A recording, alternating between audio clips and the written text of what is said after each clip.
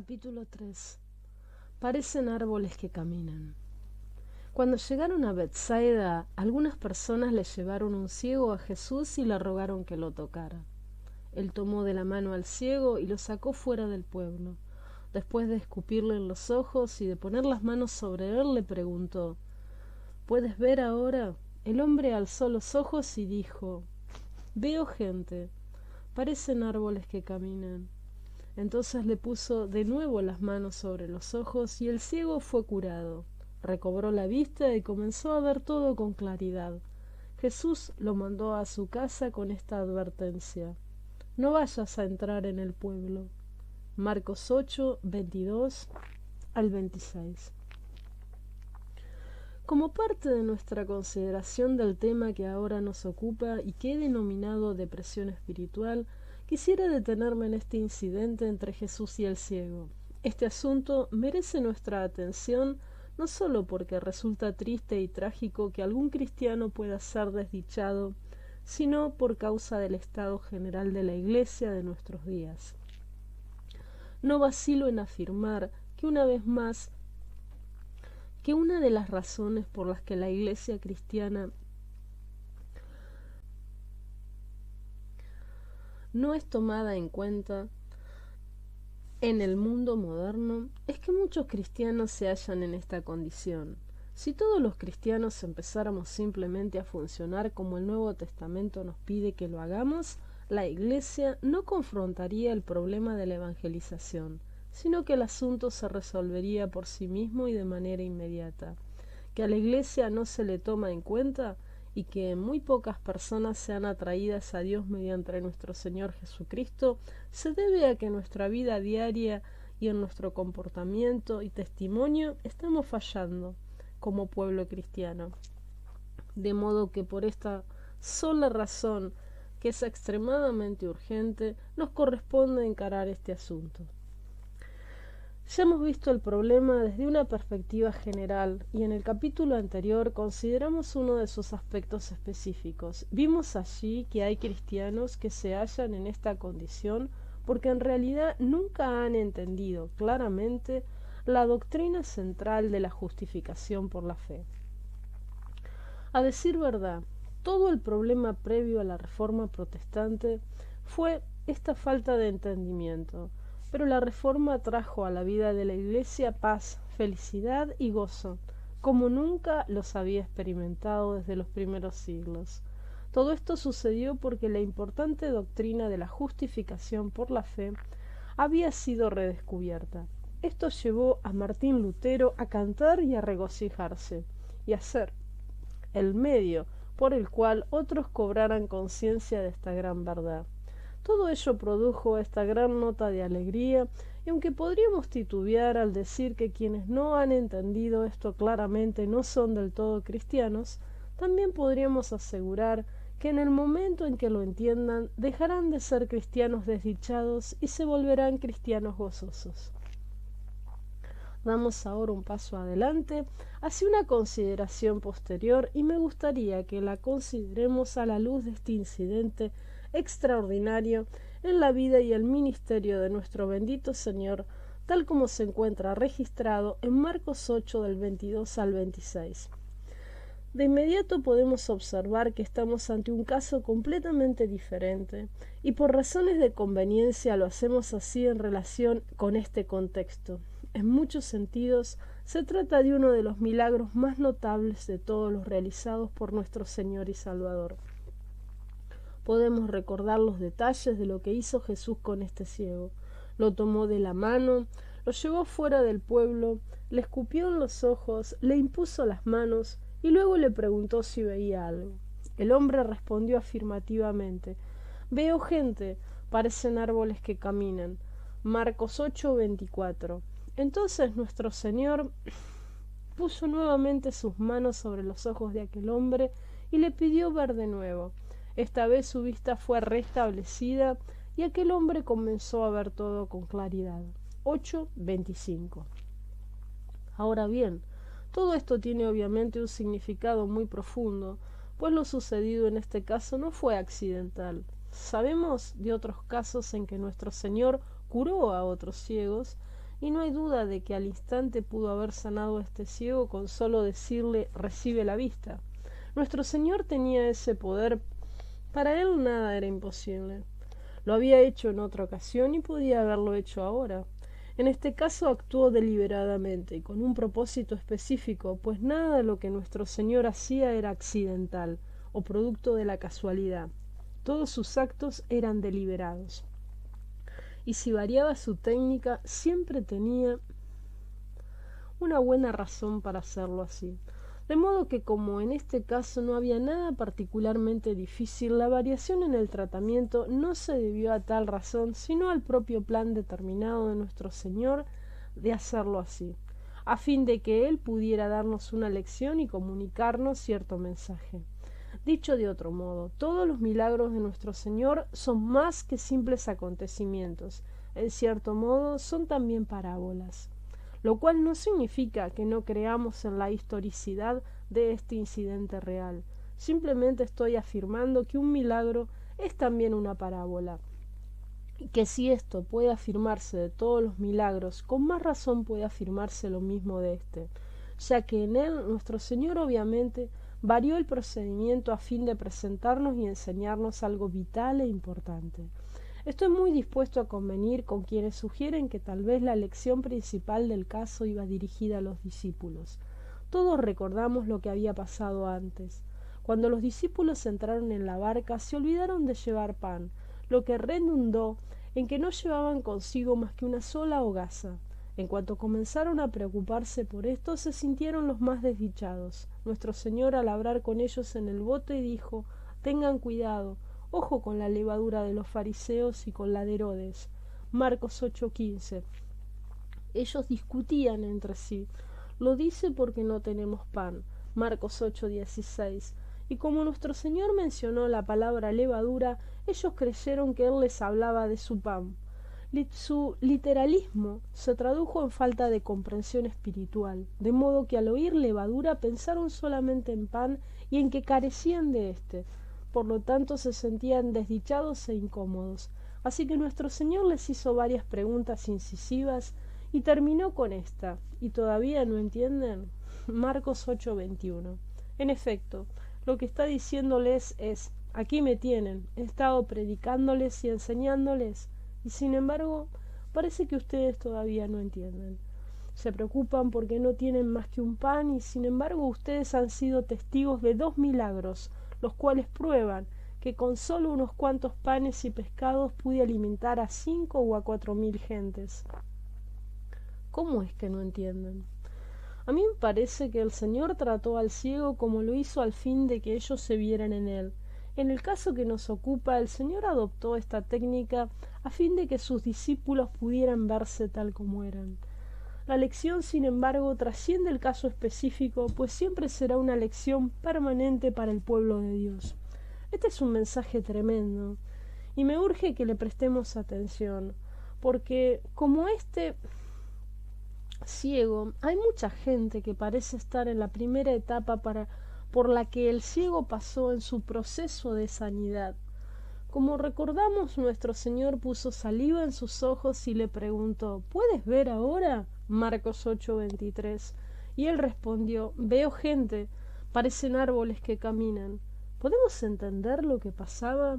Es difícil describir a este hombre, porque no podemos decir que seguía siendo ciego.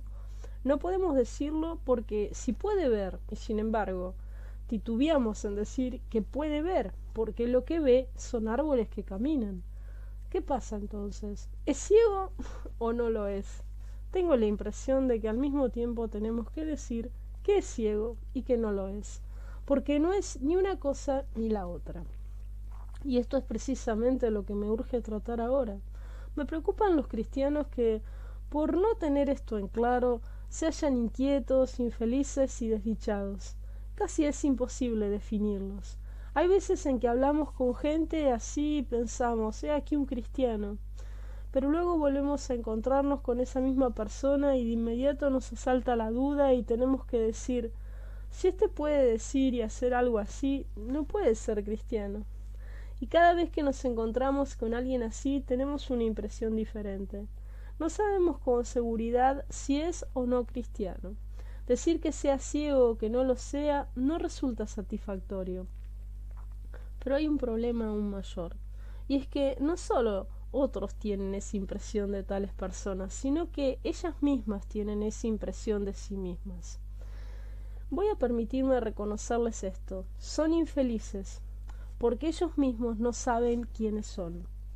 Algunas veces, luego de haber asistido a algún culto, puede oírseles decir: sí, soy cristiano, y posiblemente que comparto esta fe. Sí, soy cristiano y comparto esta fe. Pero algo sucede más tarde y declaran: no es posible que sea yo cristiano. Si lo fuera, no tendría tales pensamientos ni me sentiría movido a hacer lo que hago. De modo que comparten con otros cristianos las mismas preocupaciones acerca de su personalidad. Se sienten cristianos, pero no están seguros de serlo. Parecen saber del cristianismo lo suficiente para no disfrutar de los placeres del mundo y sin embargo no saben lo suficiente como para sentirse contentos con ellos mismos. No son ni fríos ni calientes. Pueden ver y sin embargo son ciegos. Creo que estamos de acuerdo en que lastimosamente estoy hablando de la condición de un gran número de personas. Se trata de una condición aflictiva, y como ya puede anticiparse, mi mensaje completo es que nadie debería hallarse en ella ni quedarse en ella. Más aún, nadie tiene que quedarse en ella. Sigamos la enseñanza de nuestro Señor, y la mejor manera de hacerlo es enfocar el caso de esta gente desde una perspectiva distinta. Hasta ahora he estado hablando en términos generales, pero voy a permitirme mencionar algunos casos específicos para que esas personas puedan verse a sí mismas y también para que todos nosotros podamos visualizar esta condición. ¿Qué es lo que puede ver esta gente? Algo. Nuestro ciego dijo algo como esto: sí, puedo ver y veo gente, pero algo anda mal porque los veo como árboles que caminan. ¿Qué es lo que ve esta gente? Con frecuencia les resulta muy claro que algo anda mal con su modo de ser. No están contentos consigo mismos. Algo ha sucedido que les provoca ese halo de insatisfacción consigo mismos. En otro tiempo estaban perfectamente satisfechos de ser como eran. Siguieron viviendo su vida, pensando que no había nada malo en vivir así. Pero ahora todo ha cambiado. Algo ha sucedido que les hace ver su vida de manera totalmente diferente. No necesito entrar en detalles. Basta con pensar en la gente que ahora mismo lleva esta clase de vida, gente que devora los chismes periodísticos, gente que considera maravillosa y envidiable la vida de los círculos sociales y del teatro, gente que todo el tiempo piensa que esto sí es vida. Pero esta gente ya no es así. Ha llegado a darse cuenta de cuán vacua, vana y falsa resulta esa clase de vida, y todo esto les produce una profunda insatisfacción. Además, y al margen de todo, han visto que vivir así no es nada inteligente, sino más bien superficial. Llegan a estar insatisfechos consigo mismos y declaran que ya no pueden seguir así. Son muchos los que se hallan en esta condición y son muchos también los que pasan por esta etapa en la que en todo caso el hombre llega a darse cuenta de que todo está mal, aunque aún no se da cuenta de que el cristianismo está bien. Darse cuenta de esto a menudo lo lleva al cinismo, lo mismo que a la desesperación. De esto se han dado cuenta algunos casos muy dramáticos. Recuerdo bien el caso de un sobresaliente cirujano londinense en la cumbre de su carrera.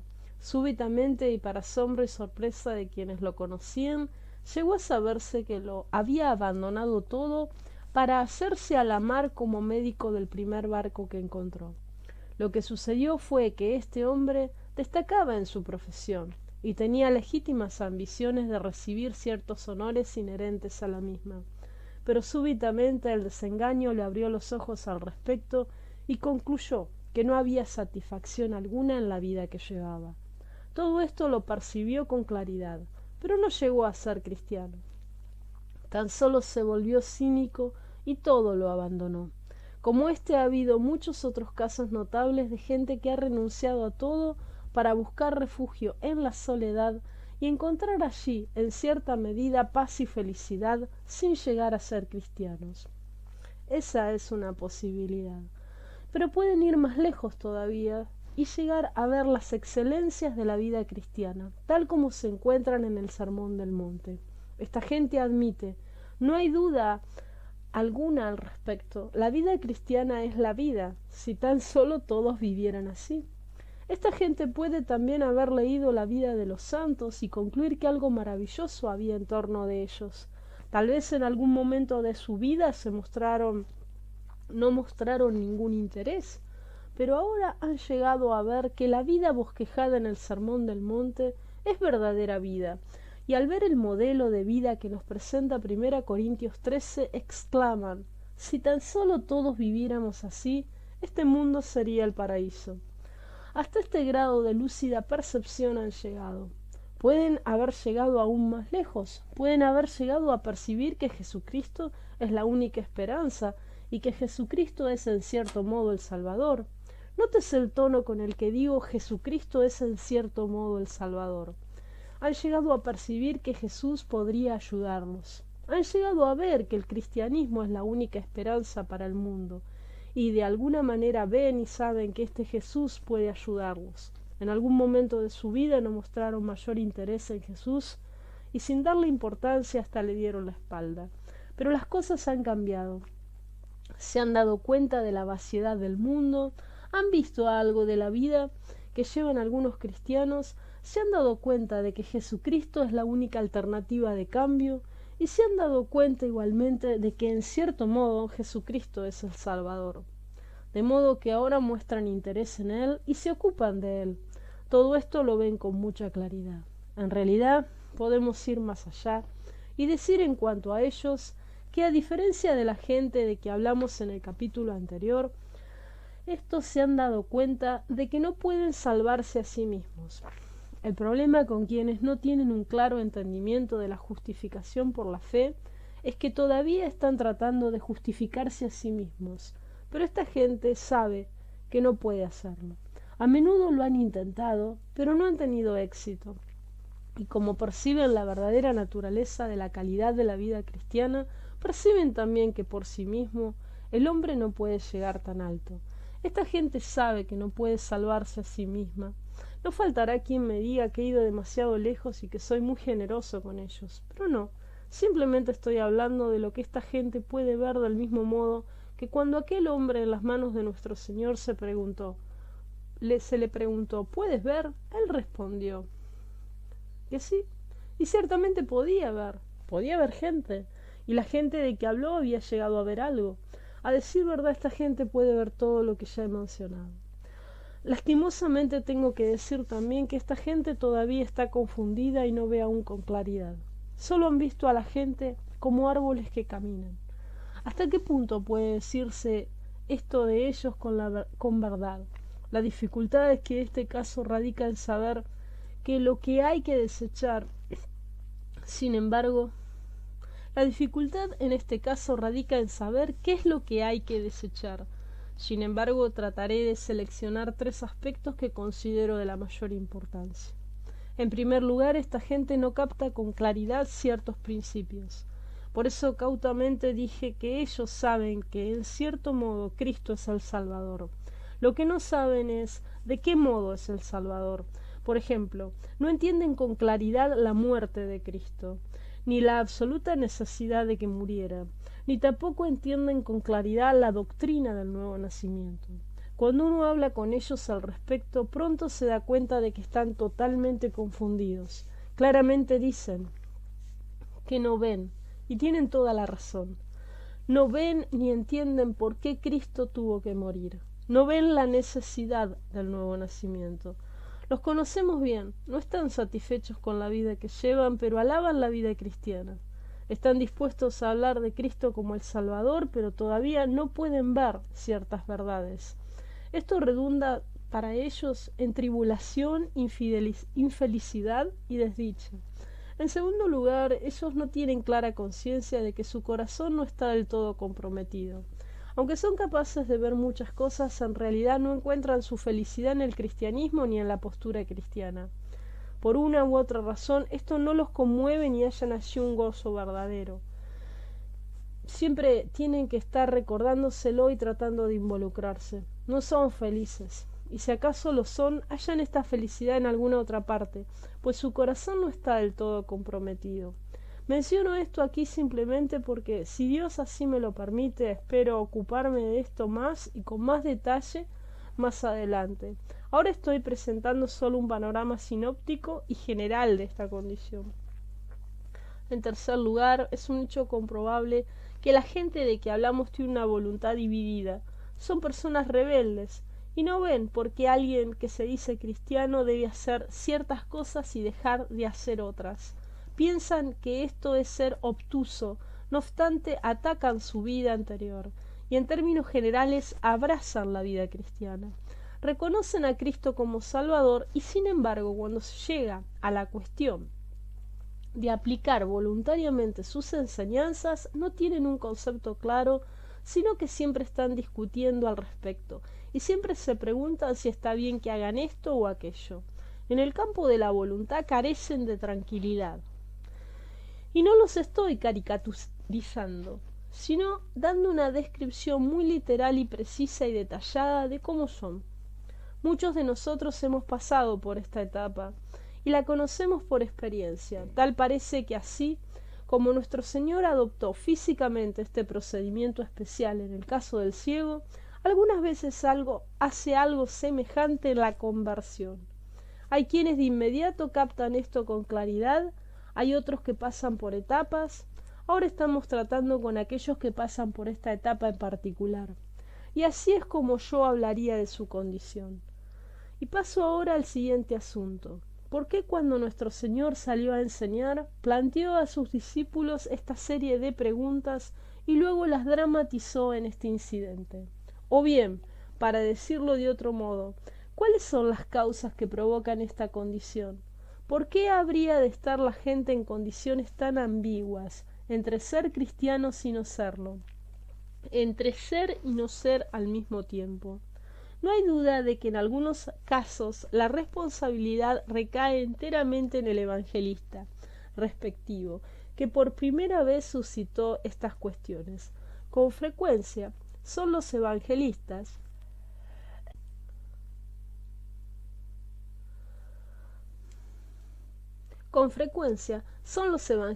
los que causan el problema, pues en su afán de dar a conocer resultados generan esta condición. Pero no siempre es culpa del evangelista.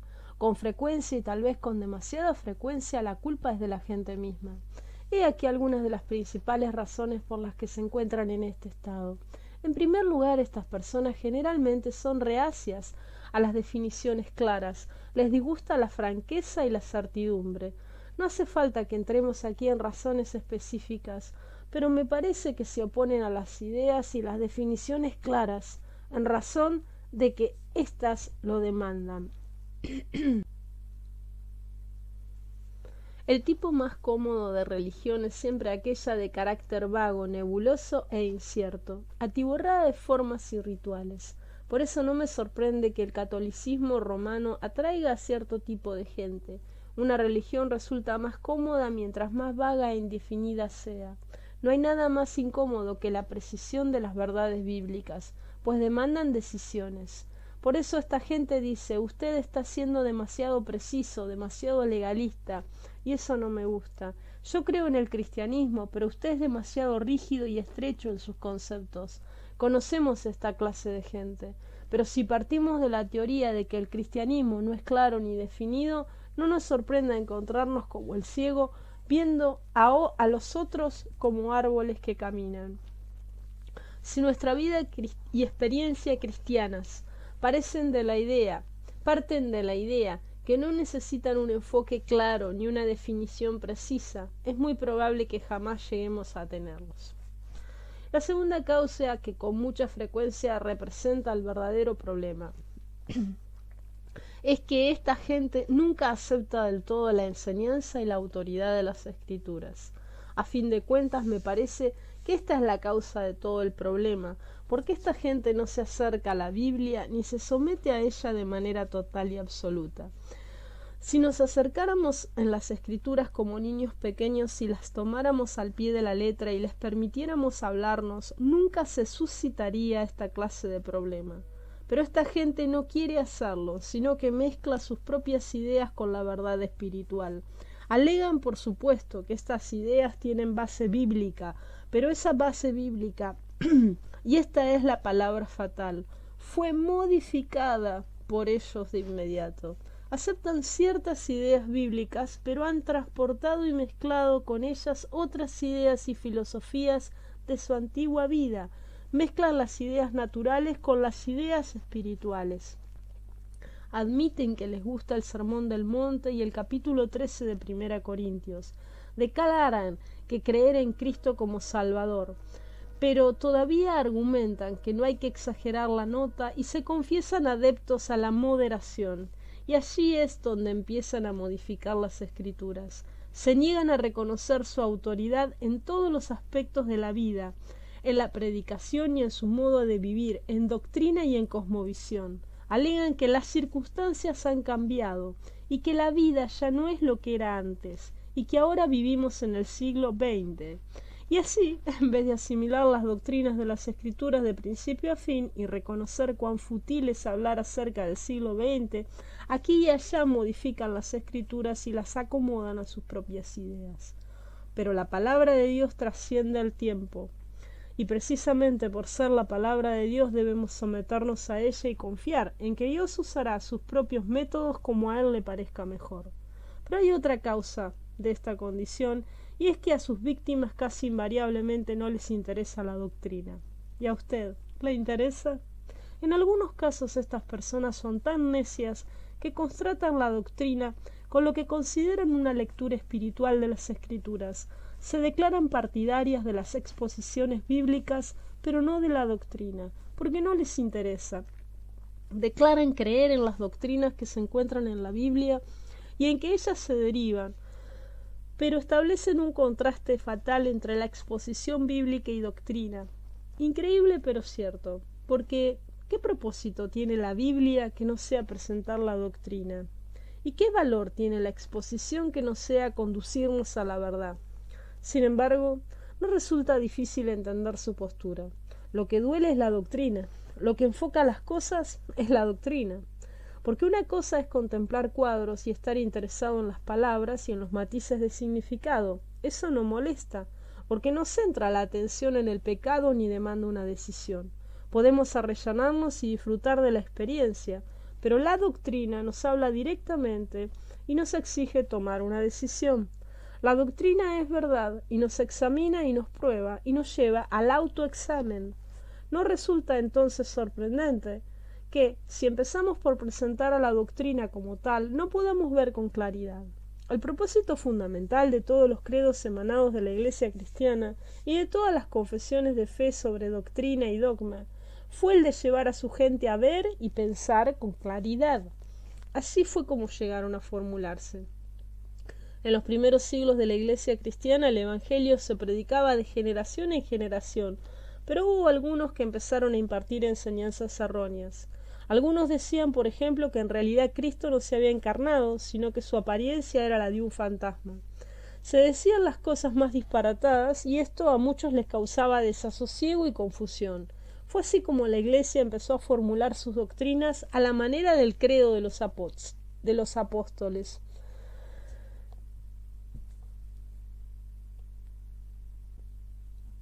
¿O acaso pensamos que los primeros padres hicieron todo esto solo por el motivo del placer?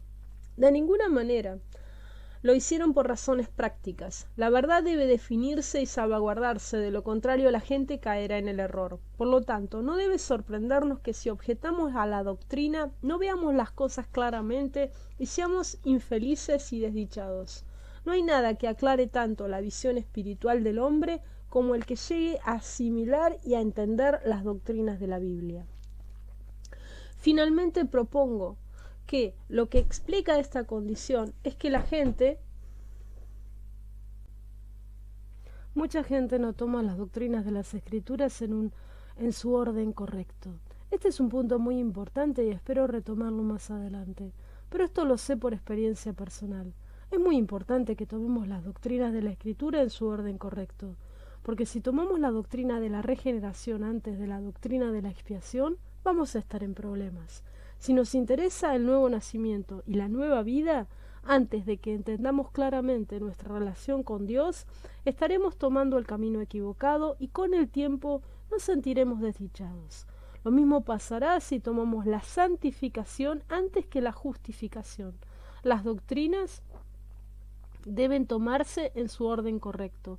O dicho de otro modo, podemos resumir todo lo anterior diciendo que la causa principal de la condición que estamos considerando es nuestra negativa a pensar bien las cosas. Este es el peligro fatal de querer disfrutar de algo antes de tenerlo en nuestras manos y de sentirlo nuestro. Por lo general, las víctimas de esta confusión espiritual es la falta de claridad, de este absurdo de ver y no ver al mismo tiempo. Son los hombres y las mujeres que se niegan a pensar bien las cosas, los hombres y las mujeres que no quieren aprender y que por varias razones, la más frecuente de ellas, la autoprotección, tampoco pueden aprender. Esto nos lleva a la pregunta final: ¿qué remedio hay para curar esta condición? De momento solo ofreceré unos principios. El primero de ellos resulta evidente. Evitemos a toda costa adelantarnos a declarar que nuestra ceguera ya ha sido curada. El ciego debe haberse sentido fuertemente tentado a hacerlo así, porque tenemos en su caso a alguien que había estado ciego. Nuestro Señor le echa saliva en los ojos y le pregunta: ¿puedes ver ahora? Marcos 8:23. El otrora ciego responde: veo. ¿Qué tentación debe haber sido y sentido de echarse a correr y anunciarle a todo el mundo: puedo ver?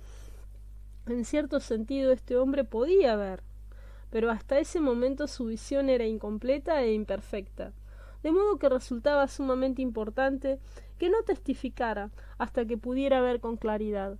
Aunque esta es una gran tentación y puedo comprenderla, resulta fatal dejarse llevar por ella. ¿Cuántos no están haciendo lo mismo en este momento? ¿Cuántos no se sienten presionados a hacerlo y proclaman que pueden ver cuando en realidad son muchos los que saben que no ven con claridad y que todavía se encuentran en esa etapa de confusión? ¿Cuánto daño causa la gente así al describir a los otros como árboles que caminan? ¿Cuán desorientador resulta esto para los demás? El segundo principio es exactamente lo contrario del primero, en que la tentación es salir corriendo proclamando que se puede ver antes que en realidad pueda verse claramente. La segunda tentación es sentirse absolutamente desesperanzado y decir: no tiene caso seguir adelante, tú has puesto saliva en mis ojos y me has tocado. En cierto sentido veo, pero la gente que veo parecen árboles que caminan. Personas así vienen a mí frecuentemente y dicen que no pueden ver claramente la verdad. En su confusión se desesperan y preguntan: ¿por qué no puedo ver? Ya todo está perdido. Entonces dejan de orar y de leer la Biblia. Con sus mentiras, el diablo ha desalentado a muchos. No lo escuchemos. ¿Cuál entonces es la cura? ¿Y cuál el camino correcto? La cura consiste en ser sincero y en responder a las preguntas de nuestro Señor con verdad y honradez. Todo el secreto del asusto consiste en esto. Jesús se dirigió a este hombre y le preguntó: ¿puedes ver bien? Y el hombre respondió con absoluta honradez: ver puedo, pero los hombres que veo parecen árboles que caminan. Lo que salvó a este hombre fue su absoluta honradez. Y la pregunta es ahora: ¿dónde estamos nosotros? Todo este sermón tiene como objeto plantearnos precisamente esta pregunta: ¿dónde estamos? ¿Qué es lo que vemos? ¿Ya tenemos todo en claro? ¿Somos felices? ¿Realmente podemos ver? Es necesario que sepamos si vemos o no vemos. ¿Y dónde estamos? ¿Conocemos a Dios y a Jesucristo? Y no solo como nuestro Salvador, sino que ¿lo conocemos? ¿Estamos llenos de gozo inefable y de gloria? Ese es el cristiano del Nuevo Testamento. ¿Podemos ver? Seamos honrados. Encaremos las preguntas, encarémoslas con absoluta honradez. ¿Y ahora qué? Bueno, El último paso es que nos sometamos a Él, y esto de manera íntegra, como lo hizo nuestro ciego, que no se opuso a recibir un tratamiento posterior, sino que se regocijó en él. Yo creo que si nuestro Señor no hubiera dado el siguiente paso, el ciego se lo habría solicitado. Y nosotros podemos hacer lo mismo. Acerquémonos a la palabra de Dios y dejemos de hacer preguntas. Empecemos con las promesas en su debido orden. Digamos, quiero la verdad, cueste lo que cueste.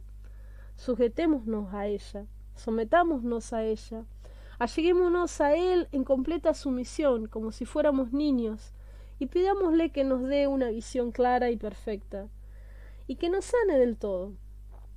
Si lo hacemos, podemos estar seguros de que Él puede hacerlo así. Es más, contamos con la promesa de que en su bendito nombre Él así lo hará, pues nunca deja nada incompleto. Esa es la enseñanza. Escuchémosla. Este ciego fue sanado y restaurado y vio claramente a todos. La postura cristiana es clara al respecto. No estamos condenados a quedarnos en un estado de duda y de recelo, de incertidumbre y de infelicidad. Creemos que el Hijo de Dios vino de los cielos, que vivió en este mundo, e hizo todo lo que hizo, que murió en una cruz, que fue sepultado y resucitó, y que ascendió a los cielos y envió al Espíritu Santo, tan solo para dejarnos en un estado de confusión. Imposible. Jesús vino para que pudiéramos ver con claridad y para que pudiéramos conocer a Dios. Jesús vino para darnos vida eterna, y esta es la vida eterna, que te conozcan a ti, el único Dios verdadero, y a Jesucristo, a quien tú has enviado. Juan 17:3. Si como resultado de este examen aún nos sentimos infelices, acerquémonos a Él y a su palabra, esperemos en Él y supliquémosle y aferrémonos a Él y pidámosle con estas palabras de un himno: Santo Espíritu, verdad divina, hazme ver la luz de un nuevo día. Palabra de Dios, luz interior, despierta mi espíritu, aclara mi visión. Jesús se ha comprometido a hacerlo y lo hará, y nunca más seremos cristianos inseguros que ven y no ven. Entonces podremos decir: puedo ver, y en él.